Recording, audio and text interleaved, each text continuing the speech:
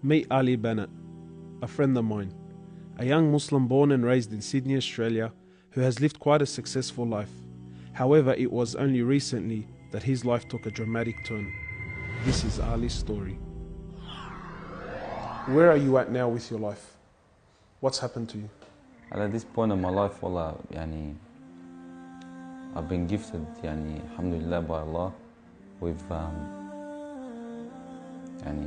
cancer throughout my body, and I've changed my whole life to sort of helping people. Why do you call it a gift, Ali? And alhamdulillah, it's a gift because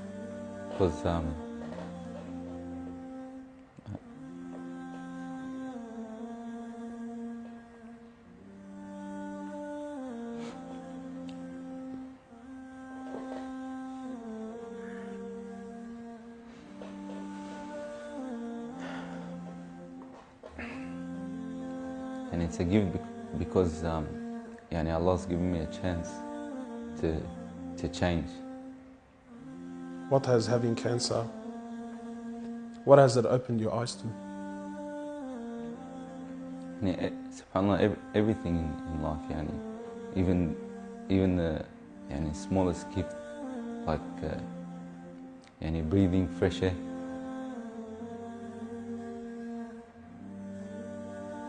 Do you feel like you used to take that for granted before?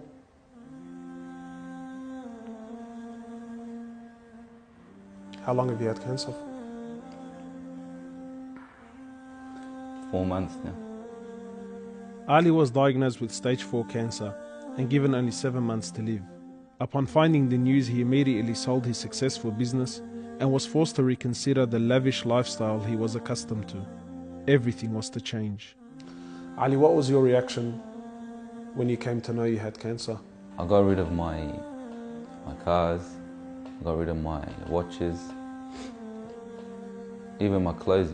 I took them with me overseas and I gave them to a lot of people up there, alhamdulillah. So I wanted to try to leave this world without anything. So you were on a mission to get rid of your dunya. It wasn't until Ali invited us into his room that we truly understood the luxurious lifestyle that he was living and the extent of the sacrifice that he was making. What's all this, Ali? Talk to me, explain this. It's a bracelet, costs about 60,000. $60,000. Yeah.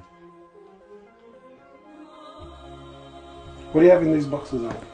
They're all my shoes, alhamdulillah. Louis Vuitton? All Louis Vuitton. How much is something like this worth, Ali? They're probably about 1,300. How much you pay for that, Ali? About 700. Thongs. For a pair of thongs, yeah. So what's happening with the sunglasses here, Ali? I just like collecting different sunglasses. Yeah? I've got rid of a lot of them. I gave them to a couple of brothers in Africa, alhamdulillah. So you're telling me there's a kid in Africa that's walking around with Louis Vuittons and Can I try one of these hats on? I've only mentioned them in my talks like 100 times. You can try the red one on. It's limited edition one. Barakallah. What do you reckon else? Sheikh Gucci. Ali's interest in the dunya has left him abruptly and no longer holds a place in his heart. So Ali, what do you feel now like when you look at this? And driving something like this doesn't really cross my mind anymore. It's not something I would want to do no more.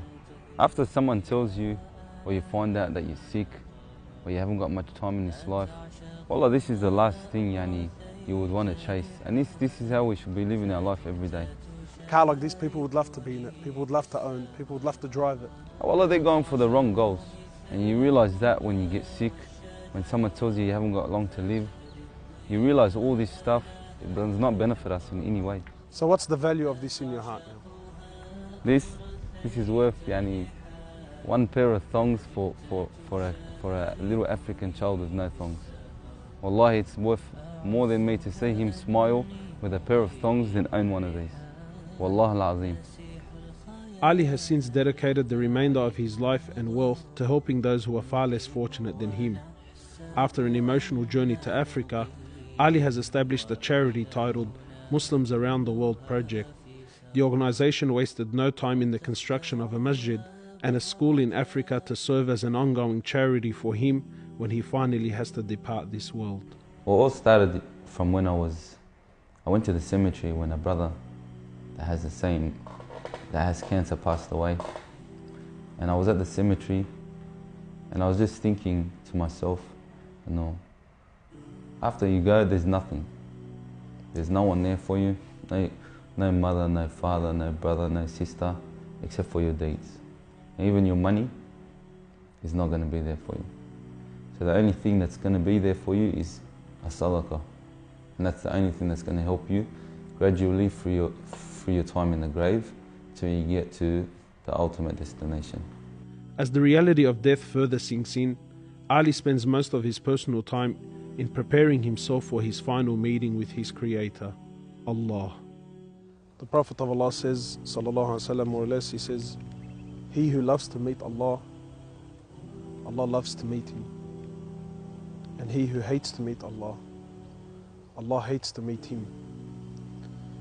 Are you loving to meet Allah? Because of this cancer, I've been advised by one of the brothers to take a special drug to help me with pain and stuff. And subhanAllah, it's very strong. I took a bit too much and I came into a whole different world within not knowing where I was, and it was very hard for me. And subhanAllah, I actually seen things I've never seen before. And my family were there all standing around me, and I was pointing up and I was saying, Ya Allah, take me. And it was that beautiful what I was seeing. I just wanted to go. And the next day, subhanAllah,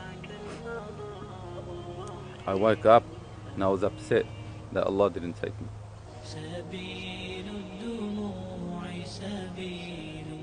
Well, I ask Allah subhanahu wa ta'ala to purify you and to give you shifa, to keep you around us for a long time. Allah, may Allah subhanahu wa ta'ala reward you.